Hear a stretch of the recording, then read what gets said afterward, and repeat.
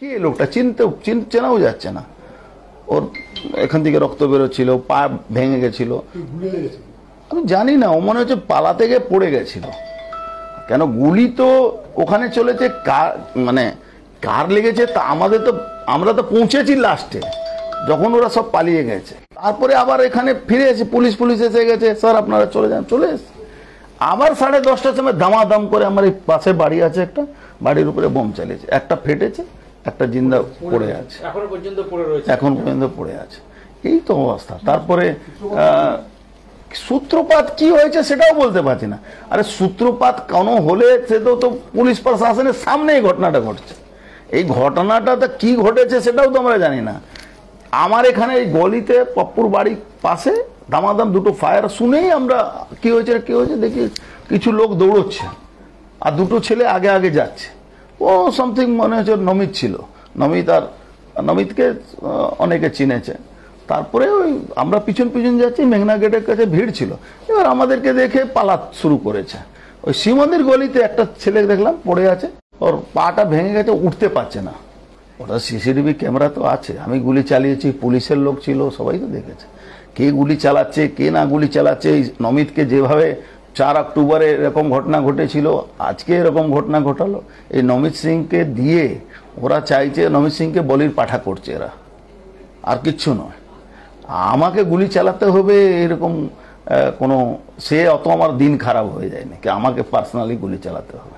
বললাম তো একজন পড়েছিল শিব মন্দির গলিতে, মন্দিরের জাস্ট অপোজিট সাইডে। আমরাই ওকে তুলে পাঠিয়েছি, একটা ছেলেকে বলে ভাই একে নিয়ে যা কোনোভাবে। আমি বলতে পারবো না এটা কেন আমার এই গলির মধ্যে গুলি চালাবে কেন? গোষ্ঠীদ্বন্দ্ব হলে আমার বাড়িতে বোম চালাবে কেন? হ্যাঁ, ও তো আমারই বাড়ি। হ্যাঁ, ও আমারই বাড়ি। তো कितना बम चला? 2 बम चला, एक टाली पर लगा, एक जमीन पर। 7 राउंड गुली चले, 2 राउंड एदिके, 5 राउंड ओदिके। हाँ, हमारे घर पर ही नमित सिंह को देकर सोमनाथ श्याम पार्थभूमि के लिए का इंस्ट्रक्शन से का उसको बलि का बकरा बना रहा है और कुछ नहीं। लोहिया मोड़ के पास कम से कम लगभग 10 दुकानें इधर उधर कर दी गई है।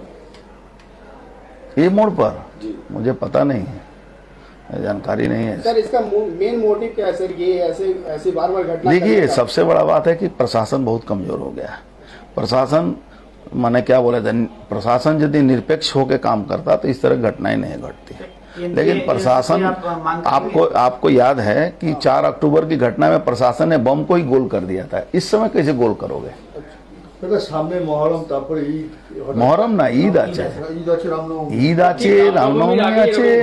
কিন্তু এই তো মুসলিম সমাজ যাদেরকে আমরা জেহাদি বলছি, তাদের তো বোঝা উচিত এই যে আগুনে সোমনাথ শ্যাম বাঁচাতে আসবে, কেউ বাঁচাতে আসবে না। লড়তে হবে, গরিব মানুষই এর মধ্যে কষ্ট পাবে। সোমনাথ শ্যাম উসকে বাড়ি নৈহাটি পালিয়ে যাবে, 2019-এও নৈহাটি পালিয়ে গেছিল।